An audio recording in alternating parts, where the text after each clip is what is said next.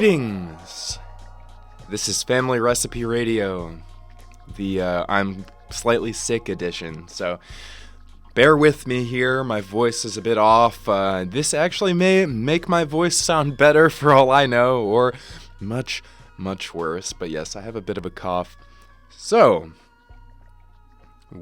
we're venturing into the realm of Bigfoot. Hooray! Bigfoot today. One of the most famous cryptids of all time, I would say. Probably the most famous.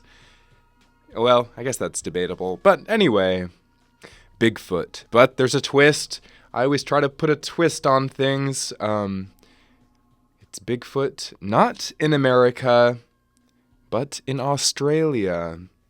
But it's not only Bigfoot. Of course, we're going to go into some other things, some other tales of Australia. We have some tales of strangeness, and we have a little snapshot of the history of Australia.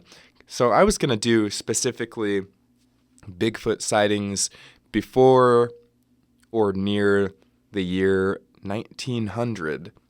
I kind of find historical encounters to have a little more weight to them because it sort of dispels the idea that Bigfoot was a pop culture creation or a mass hysteria type event that was fueled by pop culture, and people encountering these creatures at the time, in the past, they seem to have a more genuine interest in these things. Their minds have not been poisoned by, Harry and the Hendersons or the Patterson-Gimlin film, which I think is fake. It was before the collective culture of the West deemed things like Bigfoot to be insane. This reporting it has an air of curiosity more than sarcasm or humor. So, without further ado, we're venturing down into this surrealist land of giant snakes, marsupials, bandits, and Bigfoot, the Australian outback. So most of these sightings are going to be coming from the newspaper articles published in the mid to late 1800s. So, let's give some historical context, shall we? Nerd. Alden, you're a nerd. That's okay. I love learning. I love learning. Hopefully you do too. Okay, so basically Australia had a couple of different defining factors at this time. There was a lot of expansion, a lot of exploration of the settlers. A lot of this was fueled by the gold rush of 1850, which brought a whole new level of economic prosperity to Australia. It was the end of penal expansion, meaning they were no longer shipping their convicts there. This was becoming its own society. And, of course, there was massive struggles between the settlers and the Aboriginal people. So, obviously, I could literally spend weeks talking about this if I looked into it, but I wanted to get into the gold rush of 1850 because I thought this, in my eyes, as far as those topics go, this was the most interesting, and also I think you can learn a lot about Australia in this time period just from looking at the gold rush, so I'm going to get into that. So, gold towns. We have them here, of course. Back in the day, we have little ghost towns all over the place in California and whatnot. And gold towns, as you can imagine, they were generally unpleasant places, very rough and dirty. The elements are very harsh down in Australia. So workers, they lived in these bare huts and often just had to hope and pray they wouldn't be killed by disease or through a disagreement of some kind with another worker. So much like an American frontier town in some ways, at least as far as the overall atmosphere went. Australian gold towns they tended to develop into permanent cities, unlike American gold towns that remained kind of transient, creating all of these abandoned little ghost towns, like I said, up in the mountains. Australia, they usually used all this newfound wealth to develop cities around the gold towns, and pumping it into the development of their government. having only been colonized about 80-ish years before, I think. This, combined with a huge influx of workers, led to the creation of many Australian cities that we know and love today. But this newfound economy, it also brought crime alongside with it. Now, there was huge piles of gold everywhere and cash locked away in places like New South Wales. It was only a matter of time before somebody tried to scoop a little bit up for himself. And that guy, one of these guys, probably the most famous guy who did this, was Frank Gardner. So Gardner, he was born in Rossshire, Scotland in 1830, and he migrated to Australia with his mother in 1834. Gardner was said to be handsome, with hazel eyes and a smooth, melodic voice, which also, he was said he had the face of a sailor. I don't know what that means. I don't know if there's a certain sailor face, but that's what people said. So in 1850, he was working as a stockman, or a livestock worker. He's just looking after livestock in central Victoria. But he was starting to feel like he had received the short end of a couple different sticks. He didn't have barely any money, and the task of looking after livestock proved to be very grueling. So what did he do? He took easy street all the way to theft. He and a couple accomplices stole a large mob of horses from a guy named William Morton near the town of Serpentine, and they were going to sell them in Portland. But Morton tracked them down, which was probably very easy because I imagine a huge group of horses would tend to leave a lot of footprints behind. He and the accomplices were rounded up and sentenced to 5 years hard labor. Well, in 1851, he and these hard laborers, they were working outside Pentridge Prison when the entire crew rushed the guards, overpowering them and escaping.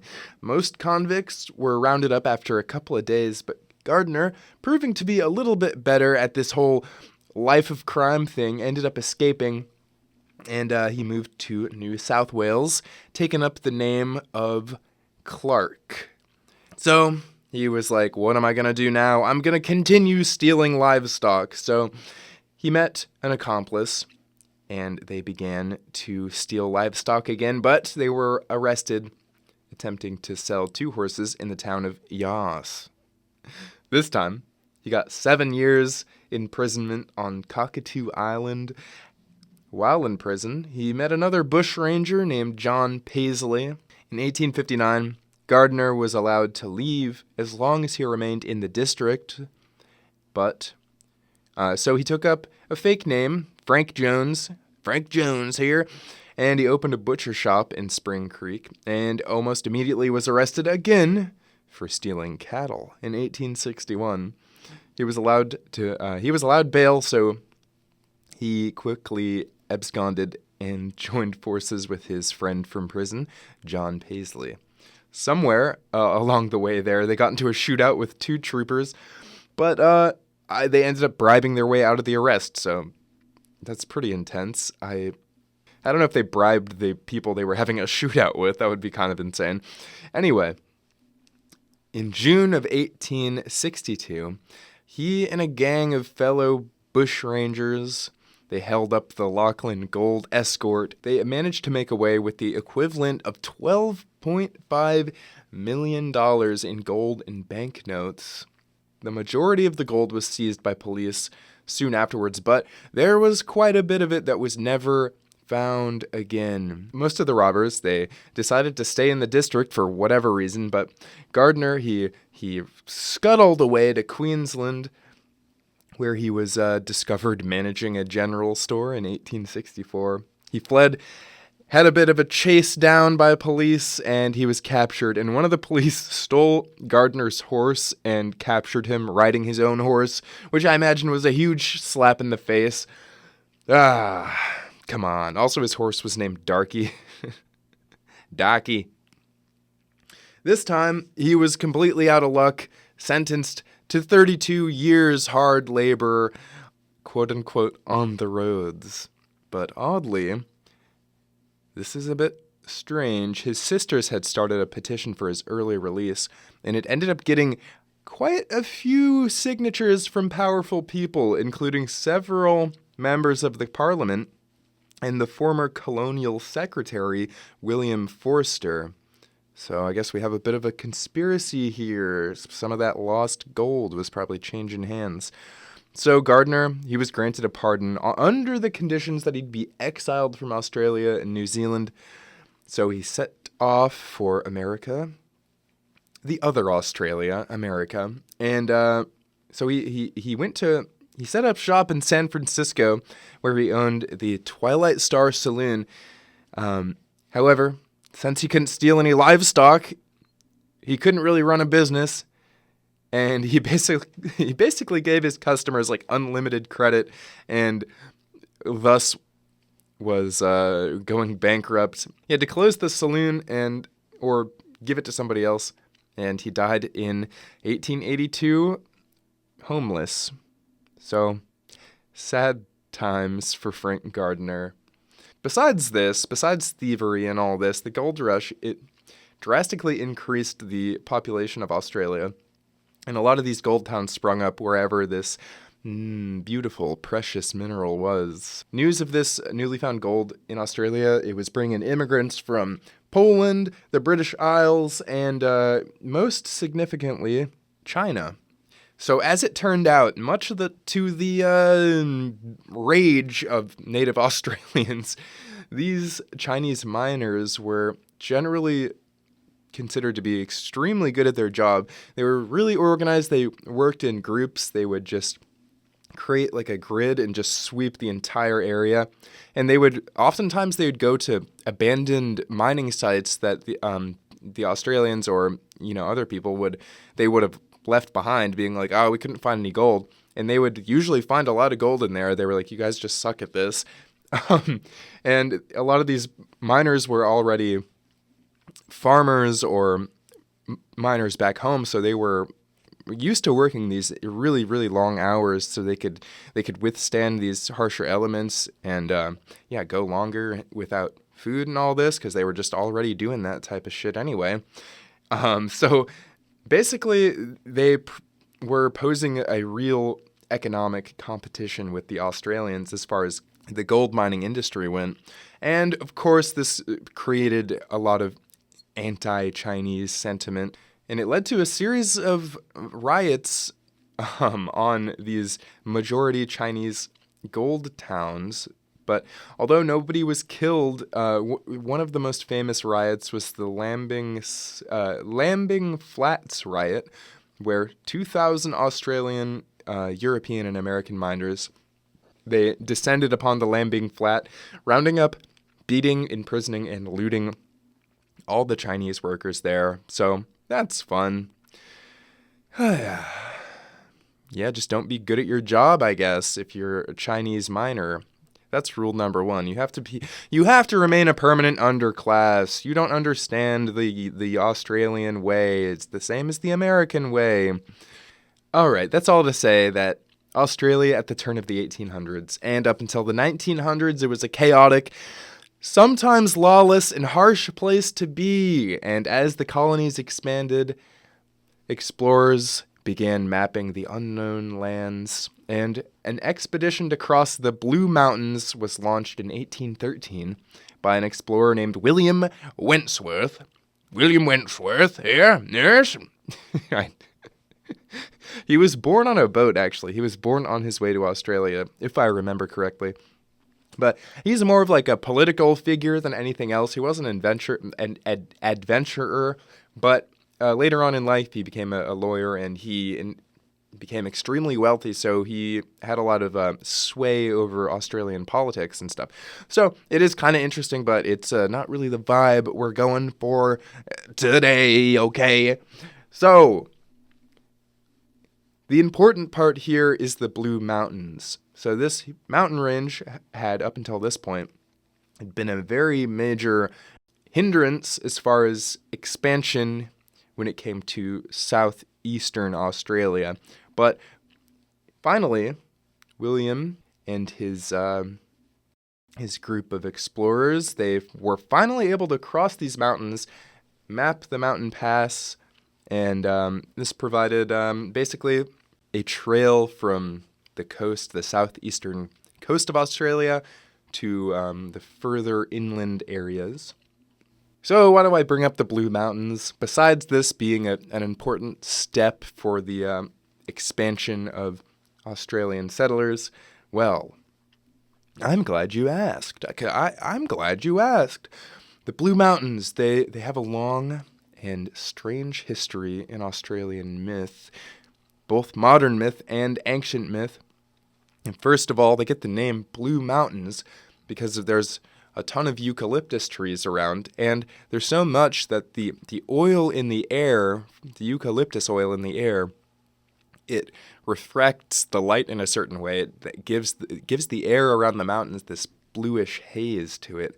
So, as you can imagine, this bluish haze was the subject of some myths and legends as far as Aboriginal folklore goes. It was said to be this magical shield that was placed around the mountain. Aboriginals, they also recount the existence of the bunyip. It's a giant amphibious monster that preys on human beings. A man-eating amphibious monster, that is the long and short of it. However, the tale of bunyips, it's longer and more complex than all of that. In the 1955 book on the track of unknown animals, there's an entire chapter dedicated to these bunyips, and it's uncovered that the term bunyip can really mean a lot of different things. It's kind of a catch-all phrase at its core, but there are a lot of similarities between the reports, namely the fact that they come out of the water a lot. They are, as a whole, semi-aquatic creatures. So I'm going to read from the chapter a couple of these reports that happened mainly in the mid-1800s, smack dab in the middle of our time frame in this episode. So here we go. What is a bunyip? Not an easy question to answer. Nowadays, Australians use it to mean a bogey, something at once frightening, shadowy, imaginary, and rather ludicrous. But to some men, it is a flesh and blood animal with a clearly defined appearance and habits.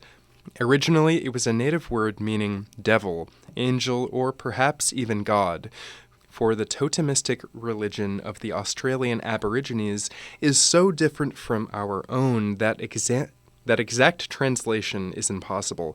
It might, I believe, derive from the word bunyil, which the Victorian Aborigines used to signify their supreme being. At all events, it is used constantly to refer to the author of anything inexplicable, and hence white settlers came to use it for any mysterious beast. The strange thing is that so many accounts of bunyips should agree in so many particulars. In 1848, one turned up in the Umaralia River near Port Fairy in Victoria. Those who had seen it said that it was a large brown animal with a head like a kangaroo. It had a long neck with a hairy mane, and its mouth was enormous. When questioned about it, the natives said that it had a strange power of drawing its victims irresistibly across the water. In 1872, a strange and possibly similar animal was said to have been seen in Lake Corangamite, Victoria. It came so close to a punt that the terrified man on board capsized his craft. It was said by a Mr. D'Arcy to be an animal like a big retriever dog with a round head and hardly any ears. Many people had also seen one in Lake Barumbeet near Ballarat. The Reverend George Taplin described the bunyip of Lake Alexandria as a weird creature, half man, half fish, with hair like a sort of wig of reeds. Unlike the sweet-voiced mermaids, this merman had a voice like a rumble of a distant cannon, and unlike them, it did not lure you to destruction, it merely gave you rheumatism. In 1886, horsemen fording the river Malongolo saw a creature whitish in color, about the size of a large dog. Its face was like the face of a child. All the same, they had no qualms about throwing stones at it and driving away. The bunyip of Tuckerbill Swamp near Leeton, which was reported until the summer of 1929 to 30, takes one into the realm of the marvelous. It was described as a two-headed bunyip which could swim both ways without changing gear. It was hardly surprising that it escaped the pursuers, but other reports must have had more of a ring of truth, for in 1890 a team from the Melbourne Zoo made a systematic attempt to capture a bunyip-like creature in the Euroa district in Victoria. Similar water monsters have several times been reported in Tasmanian lakes outside of the Australian continent. In the autumn of 1852, one of these big devils was seen in Lake Tiberias. It was between 1.2 and 1.3 meters long, had a bulldog's head, and was covered in shaggy black hair. It was seen at first in shallow water, giving a glimpse of its crooked feet, but it quickly disappeared into deeper water. So these tales go on, and as it is with all cryptozoology, we don't know for sure. Is there a chance that these are just a collection of misidentified animals that have been sort of passed down by legends? Sure, that of course is a possibility.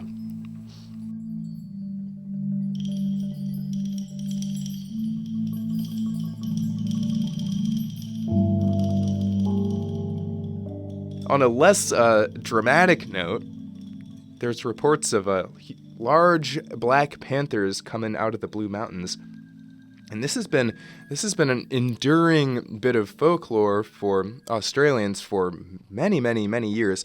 The Blue Mountain panthers, they've never been, confirmed like a lot of cryptids, but it is considered to be a cryptid nonetheless. People see these big panthers all the time.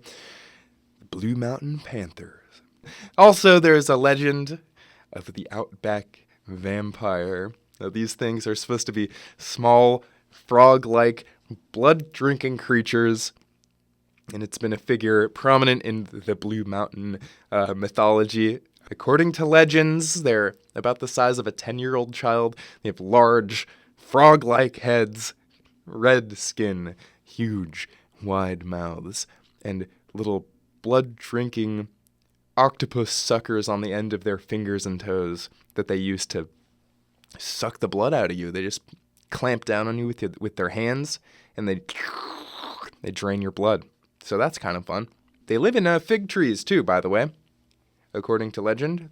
So careful now. If you're out there near the Blue Mountains and you're trying to pick a fig, you could get sucked to death. Sucked to death by the Outback Vampire. Now we're getting to the good juicy center. Ooh, excuse me. Sorry. God, my days are numbered. I'm on my last legs here. All right, I've got the disease. So, the Blue Mountains, they've also been a hot spot for UFO sightings for decades now. These UFOs, they date back, as far as I could tell, at least the modern UFO, the modern UFO experience in the Blue Mountains, it dates back until the early 1900s. There were scattered reports of these unknown mysterious airships that were seen around Australian or southeastern Australia and the Blue Mountains. They're described as Zeppelin-like objects with lights near the front and the rear, similar to another mystery airship wave during the same time in New Zealand. And in the late 1800s in the western U.S., there was a huge wave of them there. I did an episode on this. I don't know. I might have to redo it because I had no idea what I was doing at that point. I mean, I don't have much more of an idea now, but you can listen to it. It's called Mysterious Airships, Early UFO Sightings. Yeah, but they're really interesting. It's yeah, UFOs that look like Zeppelins, but they behave very strangely. And yeah, so I don't know. I think that's cool. They're called mystery airships or scare ships even. But the ones in Australia, people were worried that it was a German spy vessel of some kind, despite Zeppelins not being able to cross that much ocean at the time anyway. So, yes, we have these mysterious airships being seen near the Blue Mountains.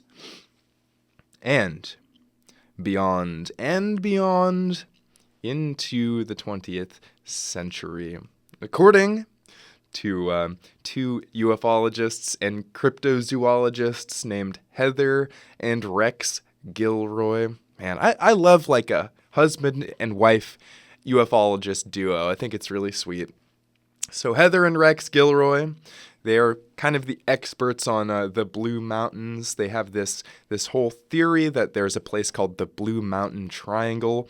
This area is a huge coalescence of weird, mysterious military activity. They claim that there's this Byzantine maze of military bases underground in the Blue Mountain Triangle. There's been countless UFO sightings, weird disappearances. I think in 1951, this military plane went down.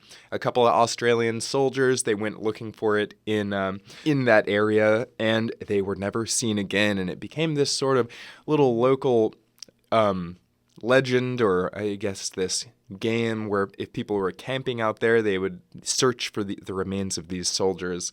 So, the Blue Mountain Triangle. Yes, the underground bases. According to Gilroy's research, they were created in a joint project between the Australian and the United States militaries in order to develop top secret space travel technology, advanced weapons systems. Now, there was tales of hikers stumbling upon fenced-off areas in the Barongarong Valley, and they were manned by American soldiers.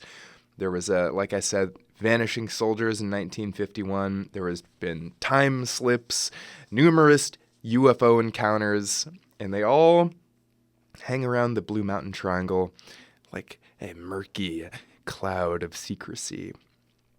Their work features claims by a government employee. I like this story. There was some government employee who remained anonymous in their book, The Blue Mountain Triangle. He claimed that he discovered apparent evidence of some kind of telegram from space giving instructions for space travel. So in 1974, this mysterious government employee discovered just a huge pile of papers in the trash at his job. He worked in Canberra, I believe it's pronounced Canberra, and these papers he found in the bin. They were covered in this apparently meaningless, just long strings of numbers, just page upon page of it. But he took them to an astronomer known as Mr. West, and he was informed that this was no nonsense. This was no meaningless string of numbers. This was a mathematical language from radio transmissions from space explaining how to build a spaceship. It was basically it looked like a giant version of an F-111 fighter, but it was designed to go into space, basically. So that's fun. So this Barongarong Valley that's contained within the triangle, this is the epicenter of at least the military operations. And one day, Mr. Gilroy, who sadly, he passed away recently in 2023, so rest in peace, Gilroy, Rex Gilroy. You did a lot of cool work. You wrote a lot of really fun books, and you had a fun life. I can tell you were having a great time. So, anyway, Rex Gilroy, he was on his way to give a presentation on the strange events in the Barongarong Valley in 1999. So he was going to this conference held in Brisbane, and after he was done, he was approached by a mysterious, unnamed American who was apparently very interested in the knowledge that he had in these secret military bases. So he was like, "Hey, you and your wife, come to my mansion. Come to my mansion here for a chat, just a friendly chat. And he claims he was basically held hostage for 2 days and questioned by this guy. So he goes over these events in the March 2000 newsletter for his Blue Mountain UFO group. So I'm gonna read his tale of being interrogated by a mysterious American living in Australia in a mansion. All right, here we go. Take it away, Rex Gilroy. In August 1999, during a visit to Brisbane to deliver a side talk at a public meeting organized by Australian UFO Research Network, operated by my friends Diane Harrison and Robert Frola, I was met by an American, whom I'd earlier had contact over the phone with, who appeared extremely interested in these matters. He had invited my wife Heather and I to spend a couple days at his home outside the city on the Brisbane River. This man was quite wealthy, and he lived with his wife and children in a mansion overlooking the river. Once inside the grounds, surrounded by a spiked fence, the gates automatically slide shut behind us, and we were virtually prisoners. He operated the gates from a gadget in his pocket, where he also kept a mobile phone. He was constantly using his mobile phone while we were guests, or prisoners in his home, and more than once I overheard our names being mentioned to whoever was on the phone. Both he and his wife were highly educated university people, and we were informed that he had been involved in White House security, operating his own security service in Australia. The first evening we were in his home, he held a private, lengthy discussion with me on my theories concerning ancient civilization contacts with Australia and pre-Aboriginal Stone Age races, but appeared far more concerned with my work on Australian UFOs. I was quickly to realize that he was very careful with his words, and especially so when he directed the discussion to the Barongarong Valley mystery. Realizing from experience that I was being bugged, and that our bedroom was also, and that he was undoubtedly concerned to find out everything I knew, I wisely played dumb, and I just explained to him that the chapter in my book was all I knew on the matter. After this grueling session, he went decidedly cold on me and abruptly stopped the conversation. We were released after 2 days with artificial smiles as they farewelled us, and we drove off, glad to finally escape. The punchline is that recently, in a casual UFO discussion with friends, talk turned to the undercover activities of the ASIO and the CIA, and this man's name was mentioned to me as one American CIA agent in particular who operates from Brisbane and who has close ties with the ASIO. Rex, I'm glad you made it out of there, man. Could have gone sideways real bad. Rex, you're bugged. You're still bugged. They've bugged you in the afterlife. All right. In the same newsletter, he does tell a couple of brief sightings that I'll go over because it'll be good to paint a picture of the Blue Mountain Triangle just a little bit as far as UFOs go. So, he writes, in 1990, a group of high school boys claimed they were buzzed by a silver spherical ball-like object from which small spike-like shafts projected. The sphere, they said, was about 40 centimeters in width and made fast, erratic movements above them. It then hovered about 3 meters above the track ahead of them before shooting off to vanish over the trees and gullies beyond. Was the strange sphere some kind of remote-controlled observer? In any case, the boys abandoned their camping trip then and there. In the spring of 1977, during a trip into the Barongarong Valley, 3 young campers were preparing for sleep one night when they heard a loud, throbbing, grinding sound coming as if it were from the bowels of the earth.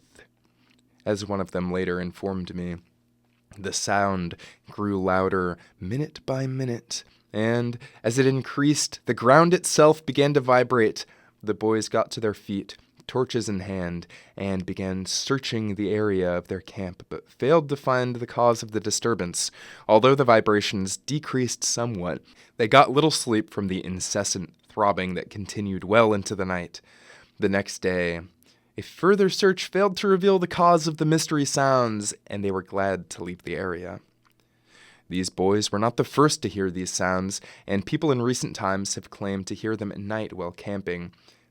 And then, what am I saying here? And then there are the lights of the Phantom City, a phenomenon witnessed by numerous people who have happened to be out on the far ends of King's Tableland behind the Wentworth Falls late at night. A mass of strange lights resembling a town lit up at night has been observed to appear as if out of nowhere and vanish again before the morning.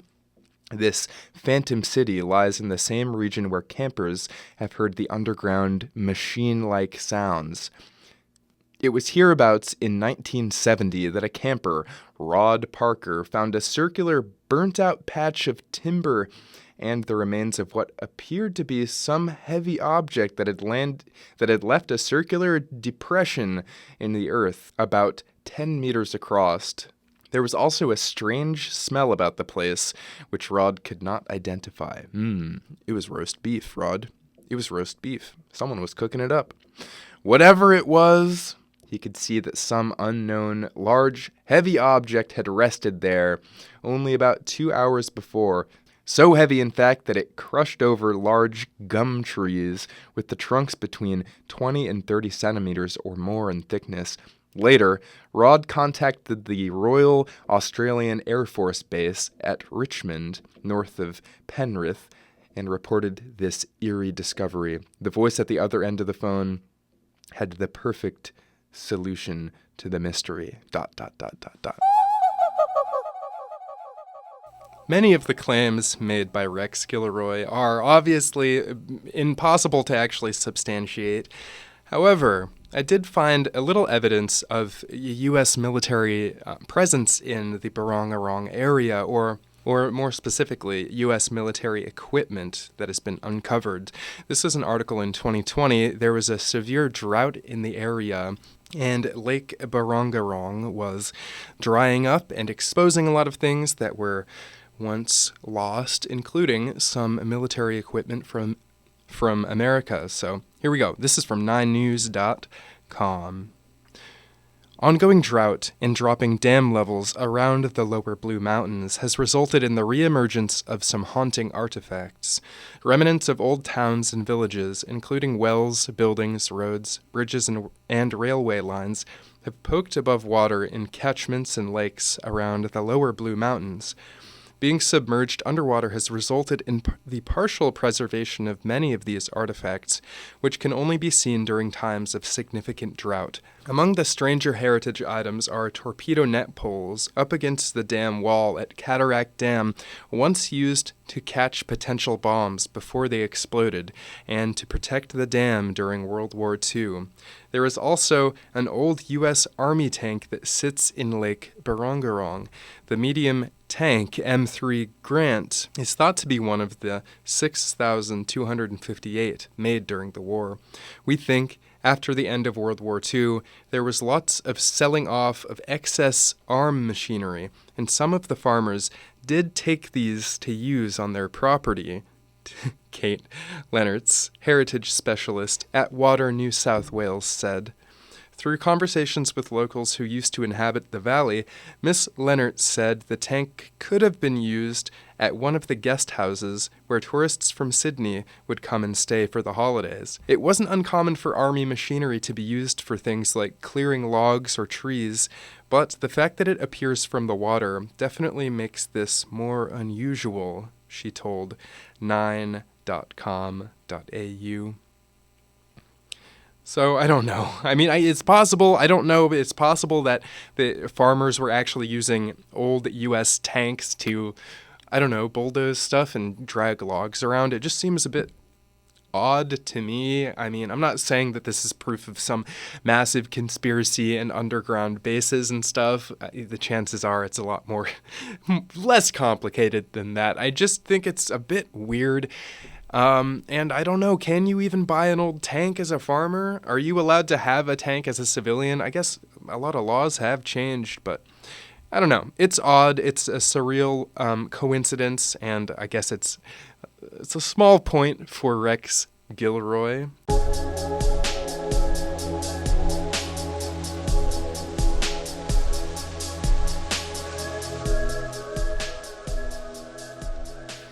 We've gone over the Blue Mountains, the mythology, the legends, the conspiracies. But what if I told you there was a whole different set of Blue Mountains that also had a bit of a weird past? This time, they're in New Zealand, and they also get their name from the abundance of eucalyptus there. And similarly, they were a major part in the early 1900s mystery airship wave that I discussed earlier. So we're going to go through just a few of these encounters in New Zealand newspapers from the time that talk about these weird airships, the mysterious airships that had been seen hovering around New Zealand. All right, this article was taken from the Clutha Free Press, New Zealand, Tuesday of July 1909. It is titled, Strange Lights Seen by Stirling Residents. A resident of Stirling, whose veracity we have always been accustomed to look upon as absolutely unimpeachable, called upon us yesterday with the story of a strange light seen in the sky over at the Wangaloa Hills. He said he had been puzzling over the matter and consulting with a few familiars, and the only conclusion he could come to was that the light was that of an airship, probably being made the subject of an experimental cruise.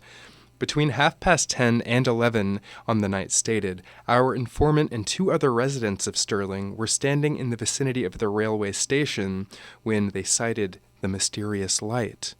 It first came into our view from the east, said the narrator, and we thought it was a meteor or a falling star, but the light grew in brilliance. It moved about the hills above Kaitananga, sometimes swooping down from a height of apparently 2,000 feet to about 1,000 feet, and even lower.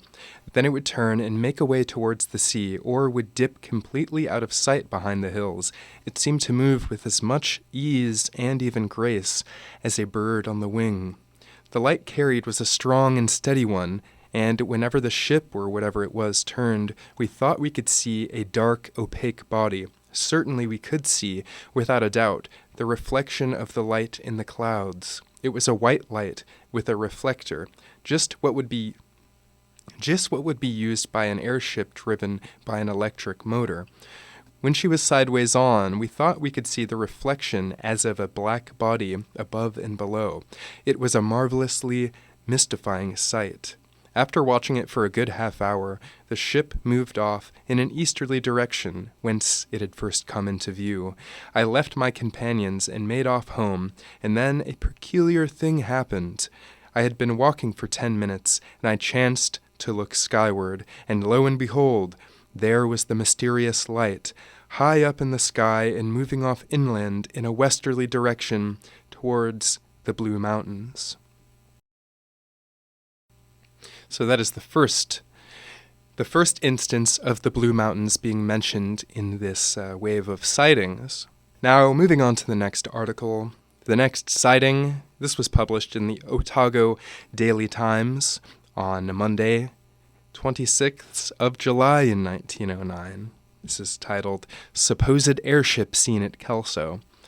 The mysterious airship has been seen again, this time in broad daylight. On Saturday, Mr. Gibson of Kelso telephoned us stating that at noon on Friday, 23rd July 1909, the school children beheld in the air a strange machine which they described as shaped like a boat, with what seemed like the figure of a man seated in it. The airship approached from the directions of the Blue Mountains, circled high over the school, and then disappeared in the direction from whence it came. Our Kelso correspondent telegraphed as follows, There is not the slightest doubt that the airship was seen again at Kelso yesterday at noon. I have eyewitnesses to prove this. It It is cigar or boat-shaped and pointed at each end. Those who saw it have no idea of the probable height of it above them. It did not appear to be very long in build, but it was very broad. The children who saw it say that it had a pontoon-shaped part above the boat and a short pole or mast in the center. It flew over and past the school ground, turned around, and went back the way it came. It was flying, moving along very easily, and it had no trouble in turning. It came from the direction of the Blue Mountains, and over the wooded hill above Kelso. And it seemed to make back direct to the mountains again. It was seen by at least 5 persons, and their statements are all in accord. The same article mentions a different sighting a little bit later on. On Sunday night, July 25th, 1909, the mysterious object again made its appearance at the beach. It was seen by Mr. George Smith and Mr. Poulter at about 8:30. Mr. Smith viewed it through a very powerful night glass. It was apparently over Mr. Atkinhead's house when he first saw it, but it glided high in the air and sailed north in the direction of Catananga, sweeping west and east and finally disappearing. About 10:30, Mr. Smith was called out by Mr. Poulter to see the airship, which had again made its appearance. This time it was headed out to sea and eventually disappeared over the horizon or into the sea. As seen through the night glass, Mr. Smith said it appeared to be a fair-sized, dark superstructure with a powerful headlight and 2 smaller ones at the sides. It might convey the impression of being under control and likewise of moving very fast. Mr. Smith did not jump to any conclusions. It was seen by people at the beach every night last week, and it'll probably be seen again tonight, said Mr. Smith yesterday. If it appears again within range, some of the beach boys are going to try to prick the bubble with a bullet. The next sighting involving the Blue Mountains in New Zealand was published in the Otago Daily Times on July 27th of 1909. This article is called "The Supposed Airship Seen Again at Kelso." Kelso, July 26th. This thing was seen again at about 6:30 on Saturday night here by several other persons about 5 or 6 miles on the opposite side of Kelso from the Blue Mountains, in a northwesterly direction. The strong light on it first drew these people's attention to it, but after a time the light went out and they could see some smaller lights which remained in view for some 5 or 10 minutes. As these lights were all above the hills, which are in that direction, and were not stationary but moved along all the time, these people are fully satisfied now of the existence of this flying machine, more especially after seeing the strong light flash out and disappear again. It was also seen by a lady, Miss Ferguson, on Friday, who lives about 6 miles from here in a southerly direction, and who called her mother out of the house and showed it to her.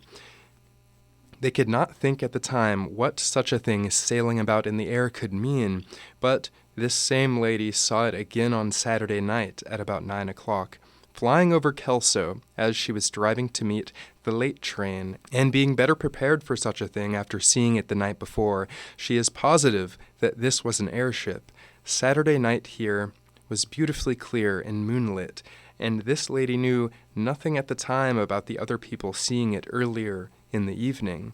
At this time, apparently returning from a cruise around and returning to the Blue Mountains, as it was going in that direction when it was last seen by her.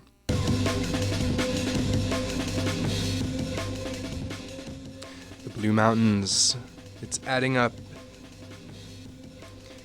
On July 29th of 1909, the Otago Daily Times, it went around and interviewed a school after a mass sighting occurred, and they got some info from each one of the students that saw it. This article is called "The Kelso Airship, Cumulative Evidence Something." But what? All right, so some journalist was sent out to Kelso after news of this airship spread, so he contacted anyone who could help him out, and he figured since a daylight view of this creature, or creature, this object, would be the most useful. He ended up interviewing some school children that all saw it at once one day. So here we go. A daylight view of the phenomenon being admittedly of highest value, resort was first made to the schoolhouse in search of those children who saw the ship Friday at noon.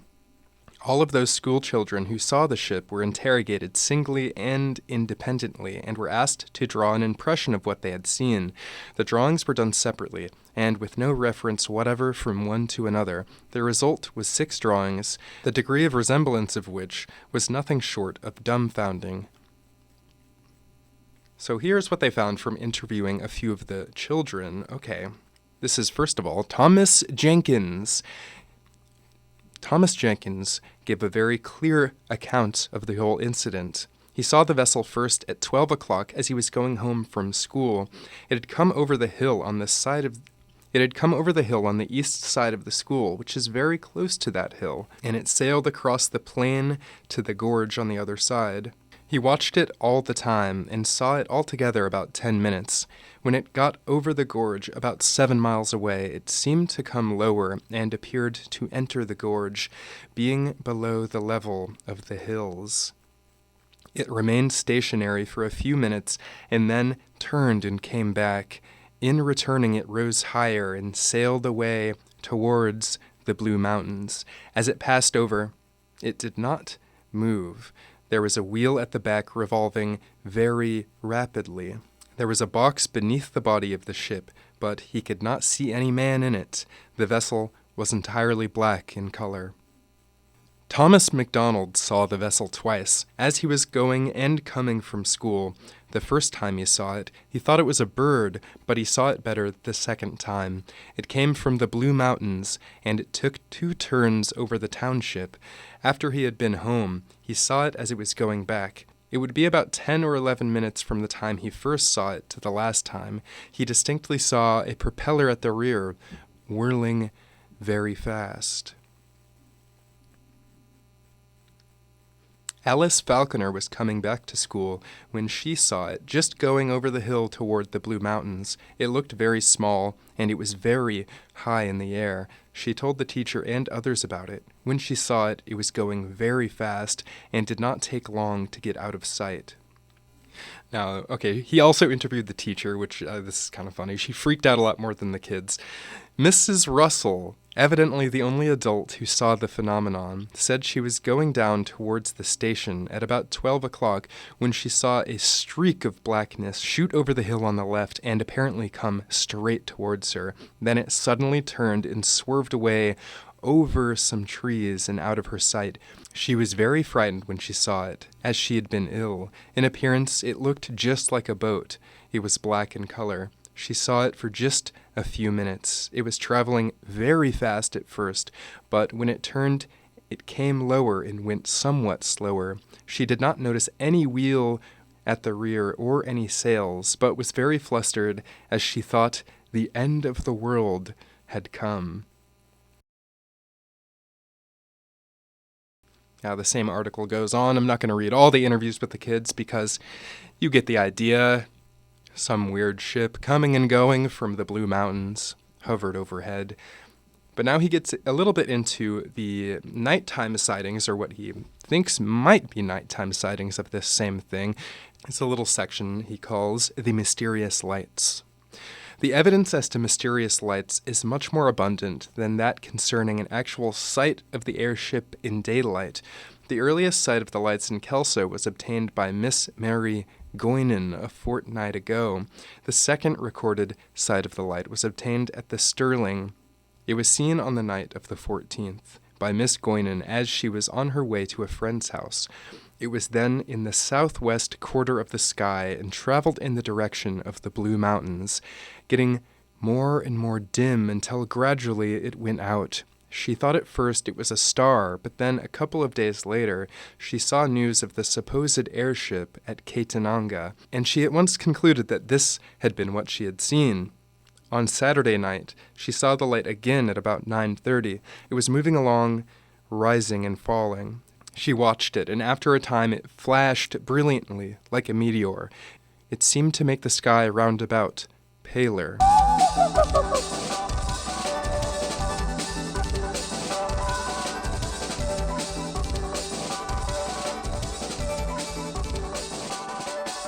Okay, welcome back.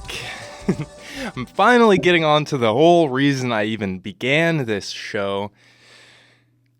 The Australian Bigfoot, or as it's known, the Yowie. So that may have been the longest intro in the world. It kind of turned into not so much of an intro. It was a whole side quest. But here we go. We're going to go through some old newspaper records of Bigfoot sightings in Australia. And without further ado, we're just going to jump into it right now. Let these tales speak for themselves, more or less. All right, these are really fun. I think they're really fun anyway.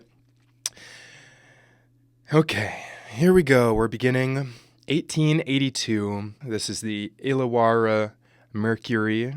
This article is called A Gorilla at Inverell, published June 23rd, 1882. Here we go. The gorilla. The Inverell Times gives the following authentical circumstance from two young townsmen, Messrs. James Skinner and F.T. Booth. It appears that the witnesses of the strange facts in question went out on a fishing excursion and commenced operations at the Big River at the bottom of the Bight and about 1.5 miles from Mr. Brown's selection on the Kira Run. As they were fishing, at about 12:30 o'clock, they were surprised to see, floating against the stream, 2 corks, while another cork was observed to splash in the water, about 14 off. Scarcely a minute elapsed before a second splash occurred, bigger than the first. Under the impression that it was a fish which caused the disturbance, Skinner took his line to the spot. He had been there about 5 minutes when Booth saw a stone skip the water, about 10 yards from where he was. After skipping the water twice, the stone sank near the opposite bank. A minute afterwards, Skinner heard a stone whizzing, which must have been a good pound in weight, and which passed close to his head. He very naturally ducked, and the stone fell into the water. Skinner very narrowly escaped another stone, which very soon followed, and which shared the fate of its predecessor. Skinner stepped back about 10 yards when he saw something which made him cry out to his companion, "Oh my God, we are done. There is a gorilla. There is a gorilla." He then ran about 10 yards. Booth shouted, "Don't run away! Let's see what it is." And jumping on a neighboring rock, he saw what he believed to be a gorilla. The unknown rapidly disappeared, however, among some trees, rocks, and the long grass on the bed of the river. When Skinner saw the supposed gorilla, he would be about 20 yards from it. He describes the body as being apparently covered with hair, and with head and ears resembling a monkey's. It stood upon 2 feet, and had some arms and legs. The eyes, he says, were very huge, as big as about a 2-shilling piece. Booth's view of the creature was a back one, as it disappeared. The back was completely covered with brown hair, fully 5 inches long.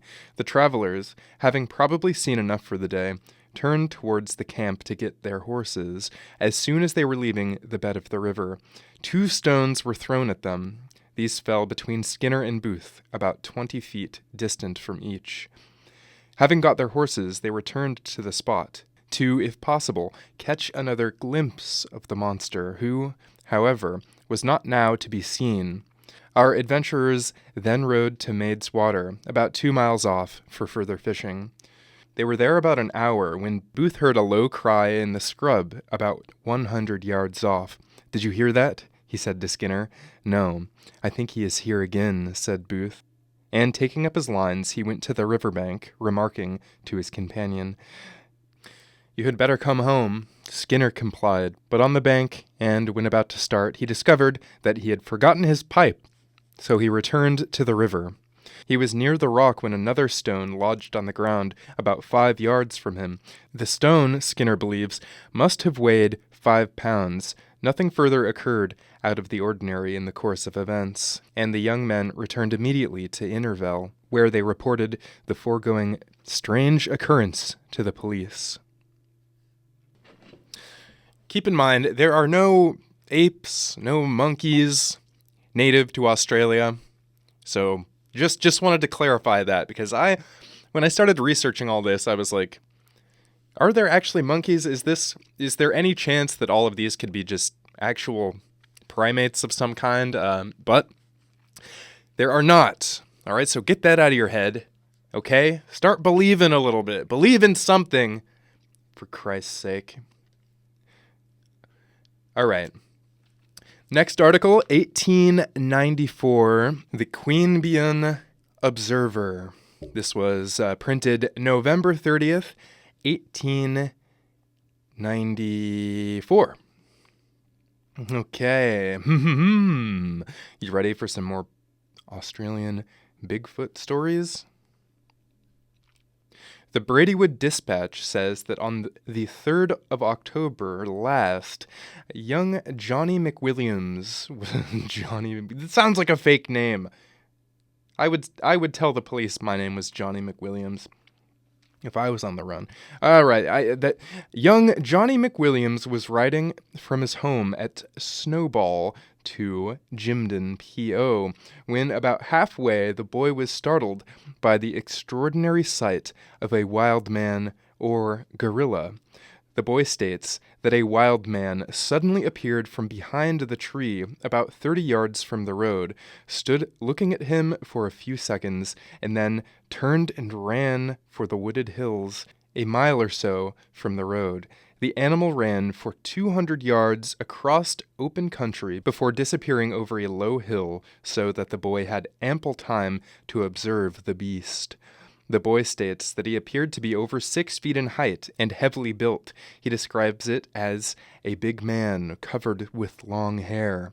It did not run very fast and tore up the dust with its nails, and in jumping a log it struck its foot against a limb when it bellowed like a bullock. I don't know what's a bullock? I feel like it would sound like that. Right. When running, it kept looking back at the boy until it disappeared. Oh God, he's still there. Oh shit, he's still there. When running, it kept looking back at the boy until it disappeared.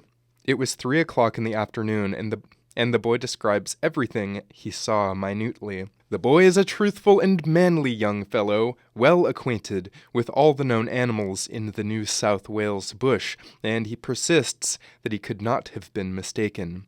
For many years there have been tales of trappers coming across enormous tracks of some unknown animal in the mountain wilds around Snowball. Of course, these tales were received with doubt and put down as clever romancing on the part of the possum hunter, but the story of Johnny McWilliams is believed by all who know the boy as a true tale. The proof of the existence of such an animal in New South Wales should be of some interest to the naturalist. Any naturalist worth his salt. All right. Oh, yeah. Okay, next up, April 17th, 1871, the Sydney Empire. This is called Gorilla at Illawarra. I don't know exactly if I'm saying Illawarra right. Some of these Australian names are just pretty far out for me, but Illawarra it is. Okay.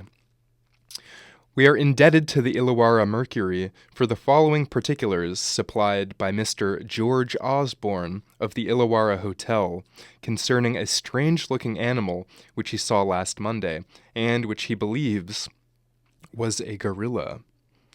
A gorilla. It is to be hoped successful means may be adopted to capture the animal, alive if possible, as it's quite evident it is one of the greatest natural curiosities yet found in the colony, together with the interest attached to the peculiarity of this strange monster in human form, there is something very remarkable and suggestive in the fact that he should have presented himself to Mr. Osborne while that gentleman was going his rounds collecting the census. That is kind of funny. "You forgot me. I've been living here longer than any of you. Put me down on the census." The following are Mr. Osborne's remarks concerning the animal. On my way home from Mr. Matthew Reen's, coming down a range about 1.5 miles behind Mr. John Graham's residence at Avondale after sunset, my horse was startled at seeing an animal coming down a tree, which I thought at the moment to be an aboriginal. Ooh, hot take on this guy. And when it got within about 8 feet of the ground, it lost its grip and fell. My feelings at the moment were anything but happy. But although my horse was restless, I endeavored to get a good glimpse of the animal by following it as it retreated until it disappeared into a gully. It somewhat resembled the shape of a man, according to the following description. Height about 5 feet, slender proportioned, arms long, legs like a human being, only the feet were about 18 inches long and shaped like an iguana with long toes, the muscles of the arms and chest being well developed. The back of the head was straight with the neck and the body, but the front or face projected forward with monkey features.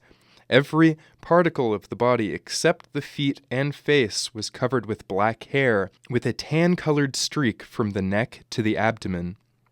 While looking at me,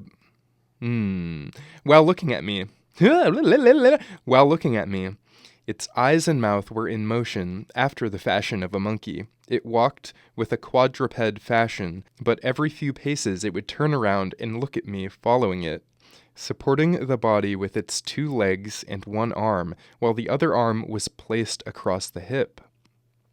I noticed that it had no tail. It appears that 2 children named Summers saw the same animal or one similar in the same locality about 2 years ago, but they say it was only about the size of a boy, about 13 or 14 years of age. Perhaps this is the same animal that Mr. B. Rickson saw at the Cordo River about 5 or 6 years ago.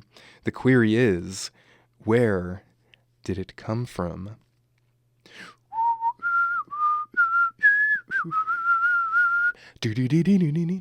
Yep, where did it come from? Came from another dimension, buddy. Get with the program here. Bigfoot is a dimension-hopping, wise, hairy man. You all think he's stupid, but no. They have cloaking devices too, okay? According to the people I've been listening to. All right, this next story. The Australian Gorilla, the Bowral Free Press, May 25th, 1889. Here we go. Next article it is. To the editor of the Kangaroo Valley Pioneer, Sir, under the caption, "What Can It Be?" in a recent issue of the Suburban Telegraph, I notice a paragraph copied from your journal referring to a strange animal as having been seen lately at Merla by a man named Mulaney. This man will no doubt be looked upon by some of your readers, all wise in their own conceit, as a liar, fool, or a madman, but in confirmation of the truth of his story, and of the fact that at least one such animal as he describes exists in the Barina district, I hereby unhesitatingly submit my own testimony, which, if necessary, can be substantiated by 3 other witnesses. One warm day, in the month of February of 1871, whilst myself and a party were having lunch at the foot of a rocky, cavernous hill at Boondanuun, our attention was drawn to the unusual and decided manifestations of terror exhibited by a large dog of the bull and mastiff species, which invariably accompanied me on my bush excursions, and which was, so to speak, as game as a bulldog ant, and about the only living thing that will encounter fire. The animal came from the direction of a large, overhanging cliff. The animal came from the direction of a large, overhanging cliff, crouching up close to me, trembling and whining in a most piteous and unaccountable manner. Thinking that a snake may have bitten the dog, I, with my companions, proceeded in the direction of the cliff, taking care to well arm ourselves with the most effective weapons at hand, sticks and stones. On emerging from the scrub, we found ourselves on a strip of smooth white sand about 20 yards wide, fronting the cavern. On this sand we found fresh tracks of such size and shape as to baffle all of our zoological speculations. The tracks were clearly defined, resembling in some degree the outline of a human foot, but much larger, considerably wider in proportion, and showing 7 instead of 5 toe marks. The great toe, unlike that of a human foot, being on the outer side. Between the lines formed by these footprints was a trail such as could be made by dragging a bush or a broom over the sand, and as this trail was equidistant from each line of the footmarks, I reasonably concluded that it was caused by the tail of the strange animal that we had tracked to its rocky lair, for the tracks led right into the cave, about the mouth of which heaps of bones of various animals lay bleaching, including those of a horse. With the object of dislodging this monstrosity, I caused a large pile of dry bushes to be built, and set fire to at the mouth of the cavern. In a state of breathless expectancy, we awaited developments, and a favoring gust of wind blew the dense mass of smoke and flames far into the opening. A roar like an earthquake, followed by the sound of falling rocks from higher up the hill, startled us, and through the ascending clouds of smoke we saw clambering up the rugged face of the hill, with long, bushy tail erect, and dislodging the stones as it clawed its way upward, an animal such as I had never before seen, heard, read, or dreamt of in my philosophy, and which had escaped from the cave through a side opening, as I could see by the smoke which made exit from the same quarter. As near as I can describe it, the creature appeared to be fully 9 feet in height. The head was large, resembling that of a baboon, but with a face more human-like, the arms long, black, muscular, and devoid of hair. The body was large and round, almost baboon-shaped, and striped black and yellow like that of an iguana. Legs of extraordinary length, with apparently 2 knee joints in each, black, leather-like, and seemingly devoid of hair. Well, this thing is insane. Before disappearing over the summit of the hill, it turned around and made several hideous grimaces at us, displaying a double tier of long yellow teeth. Attached to its back immediately above the tail, there swung its baggy appendage. There swung its baggy appendage, from which something living protruded, and which we took to be either its young or some animal captured and stored for food. About a week later, I saw the same animal, or one similar to it, on a tree near the road, leading from the top of the Barangary Mountain to Burawang, about a mile from the junction. And having no firearms, I must acknowledge my cowardice, and admit that I made myself scarce pretty quick. Yours, J.G. Higgins, May 15th.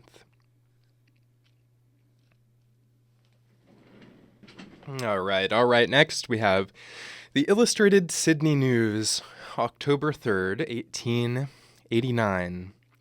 The Legend of Lindon. Once upon a time, about 3 years ago, or thereabouts, the peaceful little village of Lindon was shaken to its center by the report that a monstrous and mysterious apparition had appeared to a lady, the wife of the caretaker of Sir Henry Parkes' property at Falconbridge. It seems that she was in the act of gathering a few sticks when a commotion amongst the fowls attracted her attention, and, on looking up, before her stood a thing about 7 feet high. The black hair growing on its head trailed weirdly to the ground, and its eyeballs were surrounded with a yellow rim. It was the hairy man. Now, one would suppose that the reflected glory from a man so great as Sir Henry would have lent the lady courage to face the monster of the yellow-rimmed eyeballs and requested its name and address, but no, she just dropped her sticks and skinned out of that, giving utterance to piercing screams. Her husband, on learning that a hairy man was in the backyard, sailed forth with his gun to put daylight through him, but he of the flowing locks, in order to avoid an unsought-for publicity, had disappeared, taking several of the fowls with him to soothe his lonely hours. But, and this was imparted to us with great solemnity, he left a track 3 inches deep behind him. When a fowl or series of fowl disappears mysteriously during the night, the people of Lindon whisper with bated breath, "The hairy man." The hairy man. Parties who have seen his tracks institute search parties for his discovery. Mr. Cummings of the Royal Hotel, Springwood, offers £50 for him in order to fasten him up in a hen coop and exhibit him to an admiring public, or sell him as an advertisement to a hair restorative company. Okay, enough with the sarcasm here. Next up we have Freeman's Journal, November 4th, 1876. This is called Found at Last. The Millbury Creek correspondent of the Bathurst Free Press says, a resident of this place returned from Fish River some 40 miles from here, and told me he had been informed by a respectable settler in that quarter that a party of sawers working in the Walla Walla scrub came upon the dead body of an unearthly-looking animal, human or inhuman, they could not tell.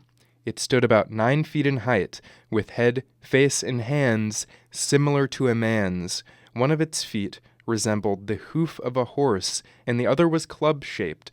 The body was covered with hair and bristles, like a pig. For many years past, it has been believed by the settlers of that wild part of the country that the Walla Walla scrub was inhabited by a monster commonly called the hairy man of the wood, or what the Aborigines stand in so much dread of, the Yahoo. Horses and cattle are said to never have been known to enter or remain in the scrub. Dun dun dun. Get my cattle out of the scrub. The hairy man's coming. Next up we have the Portland Guardian. This was November 24th, 1876. This one's called A Wild Man of the Woods. The Milburn Creek correspondent of Sydney Evening News, under the date 11th November, writes as follows. Who has not heard, from the earliest settlements of the colony, the blacks speaking of some earthly animal or inhuman creature that inhabited some parts of the wildest, inaccessible, rugged, secluded haunts of rocky mountains and gorges in the colony, namely the Yahoo, Devil, or the hairy man of the woods, which to this day they stand in fearful awe and terror of.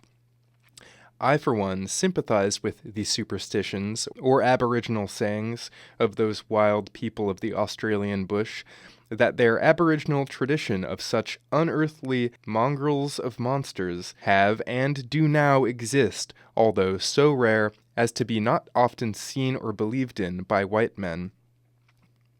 14 days ago, and not more than 10 miles from here towards the head of the Lachlan River on the Kaloomba Station, in one of the most secluded and melancholy-looking spots imaginable, imperceptibly, a terror of awe creeps over everybody that has to pass through this far and wide known gorge or death chasm of the river. Mr. Porter, was shepherding a flock of his father's sheep near the Disman Rocky Bridge, or gorge, so called, an inhuman, unearthly-looking being was seen coming direct towards him from the high, rugged, and precipitous rocks. The dogs, on observing such an unknown monster, would not attack and became timid, and crouched around the lad's legs, who became horror-struck with fear. He left the sheep to their fate, and ran together with the collies for home. He spoke of the inhuman sight he had seen, which was not credited by his fathers and others at home. They, however, at least mustered the courage, and went to the exact place described, but could not find or see anything of the hairy man. On Saturday last, however, a fishing party of young men went to the Rocky Bridge waterhole for a night's sport.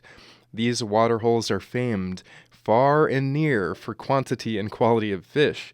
It is customary for those bent for good sport to remain for the night, and as a matter of course, a large fire is made. On the evening of this memorable day, 2 hours before sundown, the young men and some of the women went to set their lines, leaving one of their young friends to boil the billy and prepare for supper. While engaged, the young woman was suddenly startled by observing a man, as she had naturally imagined at first sight to be one of their own party, coming towards the fire. But on walking closer, she discovered the appearance to be unsightly and inhuman, bearing in every way the shape of a man with a big red face. Hands and legs were covered with long, shaggy hair. From fright, she became almost spellbound, screamed and screeched, but was unable to run. The men, on hearing such an unearthly cry, left their fishing lines and ran with all speed towards their comrade. In reaching the fire, the monster of alarm was only distant some 50 yards. On their appearing, it stood for a minute or two, and then turned away and made for the rocks. 2 of the men armed themselves with a tomahawk and cudgel, and followed this extraordinary phenomenon of nature for a short distance up the rocky and rugged mountain, when suddenly it turned around and stood observing the men as they were approaching. They also halted, being then almost 60 yards from the object of their terror, commanding a view of his whole shape and make, resembling that of a big, slovenly man. The head was covered with dark, grisly hair, the face with shaggy dark hair, and the back and belly and down the legs were covered with hair of a lighter color. The devil, or whatever it may be called, doubled around and hurriedly made back towards the fire and the women again. On seeing him coming, a fearful commotion amongst the females and a kind of supernatural terror among the men took place.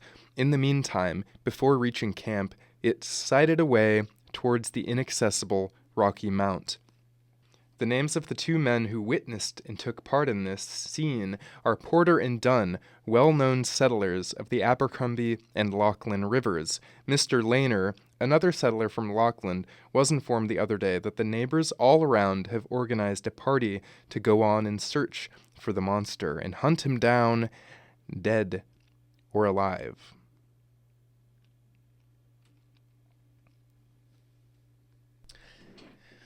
Dead or alive. Those words seem to be as good of a place as any to conclude our stories about the Australian Bigfoot, and by extension, all of our weird tales from Australia today, and a few from New Zealand, don't forget that. So thank you for joining me on this long, weird trip into the outback and into the Blue Mountains of Australia. I know I started this by saying, oh, this is going to be an episode about Bigfoot, although as I was recording this, there was just too much other lore that I wanted to cover to ignore.